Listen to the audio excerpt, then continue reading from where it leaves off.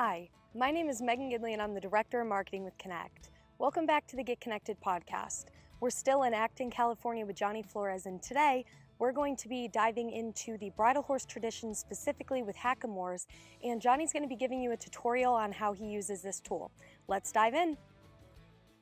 All right, Johnny, it is great to be outside, change the scenery a little bit. Today we're going to be doing a full tutorial on the Hackamore. Can you show me what we have here and explain it to me? Yeah, so right now we have the parts of the Hackamore. This is the bolsada. This is the part that actually goes over the face and what does like 99% of it. Simple little hanger here. So the parts of the Hackamore, just to kind of give you a little bit of an in-depth. This right here, this red part is the body.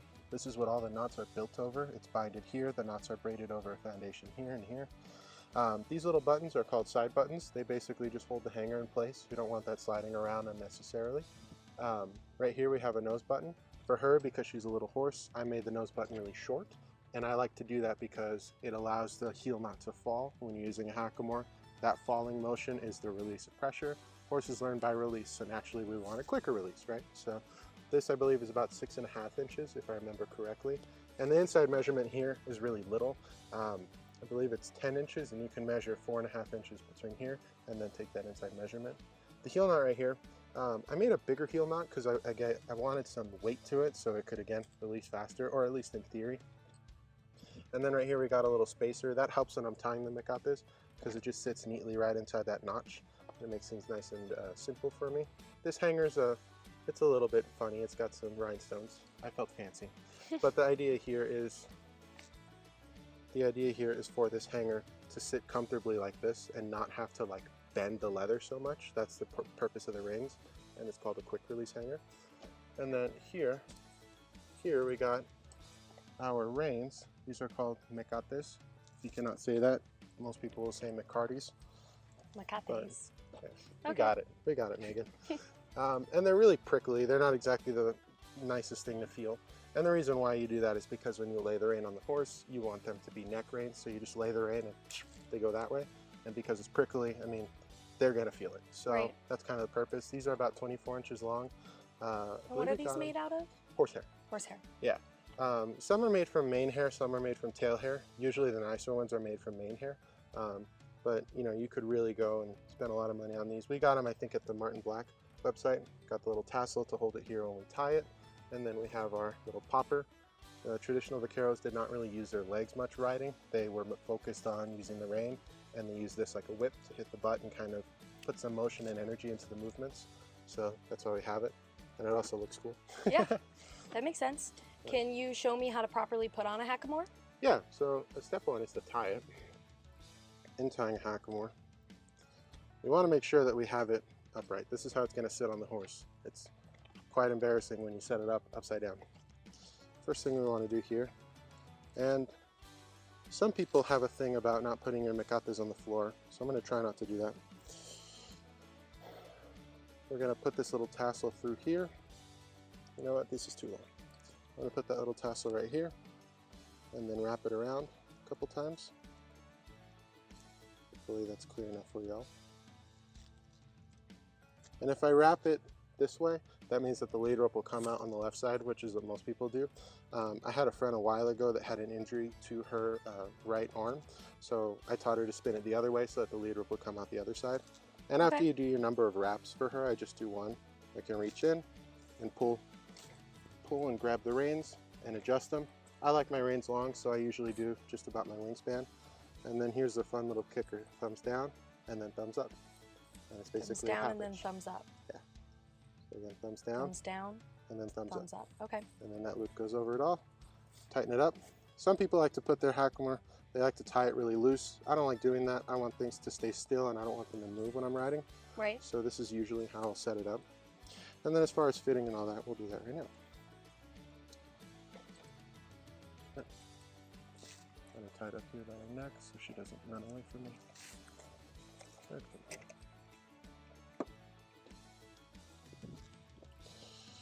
So, step one would be to bring the reins around. You can figure out what you want to do with your tail end, whether you want to tuck it into your belt, tie it to your saddle, or tie it to your horn.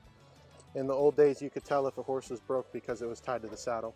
A lot of the green, dangerous horses, they tuck it in their belt, so if they fell, they could at least grab it and not have to walk miles back home. Right. And we'll put it right on. You kind of have to sort of fit it on there. Bring it around the ears, bring it back. So it looks just a tad low for my taste. I'll explain to you in just a second what I'm doing here. Okay. There we go. That looks just about decent. Good. So the way that I try to fit my Hackamores, and this one's a little bit wide here, so we'll actually try to shape it just a hair better. We want this thing, we don't want it to fit like super tight, but we do want it to fit snug. The idea behind that is, you know, if you have it touching their whole face feels when you pick up reins. So you're making it easier for them to listen to you and helping to prevent the necessity for harder bumps, kind of being rough on them. And it's just a school of thought, it's not wrong, but I try to like my Hackamores to fit a little bit tighter around here. So you got about a finger's width in between? Yeah, that's just because she's kind of skinny here, okay. But it's touching really about as much as it's going to touch realistically. Right. If you wanted to tie it up and leave it longer and really set it, you could set it to where it's fitting like a glove. A lot of the show trainers will actually make it wider here, and the reason being to isolate that pressure on the bottom, okay. on the chin where it's a little bit more tender, and on the nose. I got that from Doug Ingersoll. He told me to shape it that way. So again, it's not like wrong, right? And some people will put their Hackamore super low. I don't quite like doing that unless I'm on trail and I have no choice and this horse is being a knothead. As a last resort, I might do it. But generally, I like to keep it in the middle, right between the eye and the nostril in this little vicinity. Because if you feel right here, feel how that cartilage kind of ends? Yeah. If we go below that, you risk damaging cartilage, you risk restricting breathing, especially if you're really fighting the horse. And overall, it's you can yank here, but and the horse probably won't care. But if you yank and that bull saw's down there, you're in a good reaction. Right. So it's a more severe thing that I really try to avoid as much as I can. And as far as like how it fits and all this, you're gonna hear people be like, "It's so close to the eye," and yes, it is. But like, so are your glasses. You know, right. They're not gonna go in your eye. And generally speaking, like if she was really pig-eyed, this bull saw, the nose button wouldn't fit her because her eyes would be further back. Or if she had a really big Roman nose, it would bring everything forward. But she doesn't. She has a nice little quarter horse head, so it fits her nice in here. But we want this to be kind of forward so that as much as we can, as much weight as we can have, be behind us. That way it all just falls. Right. And that's where they learn. Horses don't learn when you beat on them. They learn when you stop. They learn when you release. The other thing too is those longer nose buttons, which you'll find in the $50 tax store bull saws. They bring it so far back here that when you pull, this moves down and it scrapes downward. Down into that cartilage where that ends, yeah. Yeah, and maybe, let's say you got it up a little bit higher and you pull, it's gonna scrape downward. It's not gonna roll, and what it's gonna do is just skin them right away. As far as all this goes, some people, I showed you the wraps before I pulled the reins through. Some people will put 2 wraps, 3 wraps, 1 wrap, no wraps. You got to remember the vaqueros were not exactly wealthy, so they kind of made do with what they had. This bull saw is a little bit on the smaller side for her as she grew into it, so I do 1 wrap. I have other bull saws in my tack room that I do 4 wraps. And there's time and place to use all that. Just depends on the size. Yeah, and with the wraps too, like the shorter, the less wraps, less stuff here, it's generally, I feel, better for horses that are like broke and already know stuff and they need to add some polish and refinement to their maneuvers. I think that when they are ignorant, when they're green, they don't really know anything, I think putting 3 or 4 wraps on the bottom, it's kind of big and cumbersome, but if you really pick up that rein, it's so darn obvious for the horse, and there's a lot of feel to it. But I think that the movements lose refinement. So you kind of have pros and cons to both. In the beginning, I want to have feel. I'm not looking for refinement. When she's getting to show, I want refinement. I'm not so much looking for feel. So there's time and places to use those. And you could also put it really high where you can shift it as you're riding. An old idea was to shift it if you're riding for more than 30 minutes or so. You want to move it around so you don't numb out one spot. As far as the chin goes, some people, and this is kind of, unfortunately it is common, for the horses to get a little bit rubbed and kind of raw here in that little chin groove. Right. Honestly, that's just kind of the name of the game working with a Hackamore. And yes, it sucks to see proud flesh on your horse at any point in time. However, I think it's neat because you get to see your screw up. You get to see that you should be riding lighter. Right. And you can adjust, you know, you can pivot. You can maybe put on a loping Hackamore and go a little bit slower. Whereas with a snaffle, I mean, how much happens in that poor mouth that we don't even know. Right. And a couple ways to try to avoid that, maybe don't use horsehair mecates, maybe use something softer like nylon or alpaca or mohair, anything like that. You could also tape this with electrical tape. Don't tape it too much, but you can do that, or just leave yourself some room here. Generally speaking, come on, Ruby. Generally speaking, I like to fit a finger just about comfortably between the wraps of my mecates and the chin right in there. And I think that that allows me to pull and still have a slow enough signal that she has time to listen, but I'm not so slow that I just nag and I annoy her. Right. It gives her time to respond, time to succeed, or time to fail. That makes sense. That's just kind of an overview of how to fit this thing. Awesome. Let's dive into a tutorial then. Sounds good. All right, Johnny, let's do a full tutorial on the Hackamore. How do we use it? All right, so there are a few basic principles. As long as you adhere to these fundamentals, you can tweak exercises to fit in a Hackamore and you won't mess things up. You won't topple over the training basically and ruin the horse. So like the first one is try to keep your hands a little bit more upright.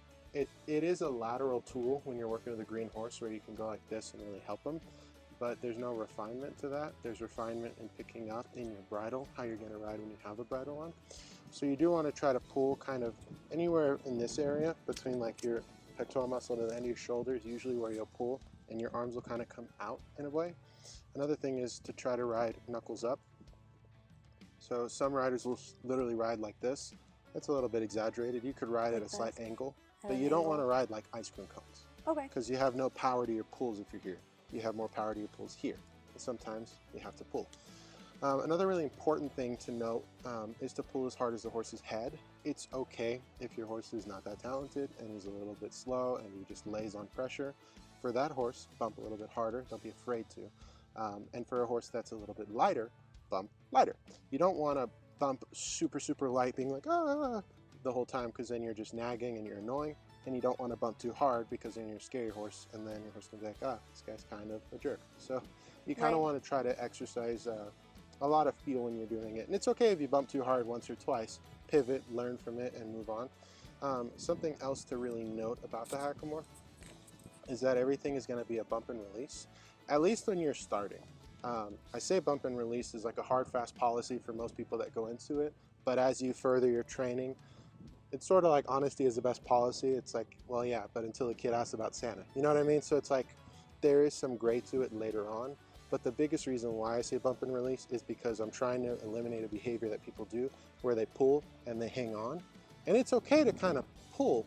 It's not okay to pull and lean on it and let your horse lean on it. Because all you're doing is telling your horse how strong you are and really how much stronger they are, which for certain keen horses is very dangerous and we don't want to do that. As far as maneuvers and all those things, there is something called doubling that I'll show right now. Cool, so this is what doubling is. It's basically a turn into a fence. I'm gonna do it kind of towards you, Megan. Okay. So we're coming down the fence. Oh, and this distance here from my knee to the horse's head, generally, that I'm making note of that. Some horses are long, they're like Slinky from Toy Story. Other horses are really short and really compact. So just a good rule of thumb is to use this measurement and try to keep that measurement from my knee to that fence. That way I can turn my horse in a way where the fence still puts a little bit of pressure on him. I'm not just doing a little barrel turn, and I'm not so close that I'm just totally running my horse into a fence. Right. Because that's not cool. As far as the cues go, I'm going to show you all the cues on this side, even though we would do it that way, just so it's visible. The first cue is going to be like this, and the reason why is that the horse is going to feel all that slack come downward. Now we're not like throwing it or flicking it. We're literally just doing this. And she should, if she's paying attention, be able to see this hand right here. See her little ear flicked over? She noticed it. And that's my first like, hey, I'm gonna do something. And she'll be like, huh? So eventually she'll get keen to it and she'll kind of anticipate when I slack the lead or the rein. The next cue is just gonna be a series of bumps and releases up. Usually I'll pull in a way where like my thumb is kind of near my armpit in this little area right there. And I'll bump and release, bump and release. And for some horses it may take one bump, for some horses it may take 3. You want to bump 1 to 3 times. You don't want to bump like 30 times. You don't want to jackhammer the poor horse, because then you're a nagging parent and you're quite annoying. We want to try to bump and release and keep it really proportional. So if we bump way the heck up here, we better release way the heck down there. And if we bump here, release there. Just keep it proportional in that whole thing. And once we pass that 50% point, once there's 91 degrees of that turn is done, the fence is here. So at that point, it's just putting some support via legs, or if you want to be really traditional, you could use a whip, or you could use a teleni or mecate and tap the butt. Some people are really, they have their preconceived ideas about whips, but even in dressage, whips are used for impulsion, spurs are used for precision. Impulsion is just a fancy word for moving. So we want to keep the horse moving. That'll ideally pick up the shoulders and accordion her in the turn, which will set her back onto her hocks, pick up her back, pick up her shoulders, lighten those shoulders, which is all the stuff we need for a slide stop, for a turnaround, all those things. So I will back away and then walk forward again and then double. See right here, even backing up, I'm still bumping and releasing. It's not a steady pressure. Okay, so walking down, walking down, walking down, slack, bump, legs. Yeah, I kind of put my legs on a little bit hard, but that's just so you guys can see it. Slack, pump, push. And you kind of see how right there she did like a little hook. She kind of rounded her back a second. Yeah. That's kind of what we want, because that'll eventually turn into a lope departure, something that the departure for doubling is going to turn into that, into the lope departures. And then, you know, all the steering that you're doing, because doubling, you're steering the horse into a turn, right? That'll turn into their spin. Depending on stylistically, it might be flat or it might be more upward. And then the actual pull and release turns into an actual stop, because you're pulling. So all these things kind of help build on each other slowly, just from that rough movement. And something really important to remember about doubling is it's a huge educational tool, but it's also your means to an end. It's also what you rely on when your horse takes you for a ride and says, I'm gonna do something fun. So like, let's say you're just taking off and you're running amok, you can reach down and yank once and pull and release, and yank again, and you can kind of get your horse into a more manageable size circle. I had one horse, this is a funny story. This is the last little demonstration I'll do. I had one horse who would take off, and he'd take off in these big old circles, and he would literally just take me for a run, which was kind of funny. Terrifying, but funny. And with him, I would just sort of spiral down. So it's very similar to doubling, right? I'm still bumping and releasing, but I eventually spiral down to where loping is so darn hard that the horse just can't even keep it up anymore. And if they want to, they'll work themselves to the bone. They'll realize I should probably just slow down. Right. Right there, yeah, it's a little bit rough, but I'm trying to show it's a means to an end, and it's kind of like your fail-safe, really. Right. But yeah, that's probably the most important thing to really learn and to really teach your horse properly and go slow and let them learn. And you always want to use it as an educational tool, but if push comes to shove, you got something to really keep you safe. That makes sense. Johnny, that was great to see. Is there anything else that you want someone to know before they begin using a Hackamore? Yeah. So with Hackamores, they're very straight and they keep a horse really stiff. And I just want people to know, there's a couple things. I just want people to know that you can sit there and kind of bend and get your horse really limber to it. And right here, this is a total snaffle bit exercise, but you see how I'm bumping, releasing, and when she gives, I release. That's my affirmation that she's doing what I want. And I'm using my legs to keep her moving. And all these things, this is what's going to help counteract the Hackamore's greatest downfall of keeping the horse overly straight. If you have any aspirations for showing or really competing, whether it be local level or a higher level, you just want that horse to be really soft and to get really limber. And just remember, as long as you adhere to those fundamentals, you can do exercises like backing circles. This is a more modern exercise, and she does it just fine because I'm bumping and releasing and trying to keep her soft. Awesome. That makes sense. About it. Thank you, Johnny. Yeah.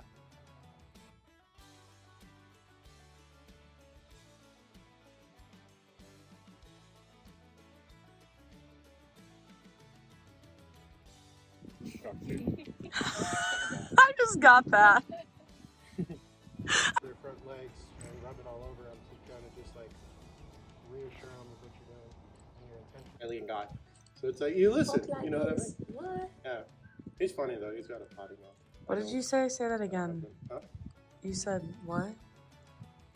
Who said what? What was the accent you just did? Oh, it was Australian. You're not getting it on camera. You talk like this. That's what I heard. Now you just sound country. You said, that's what I heard. That's what I heard. You talk like this. I don't know how. Well, I think that I don't know how to do it.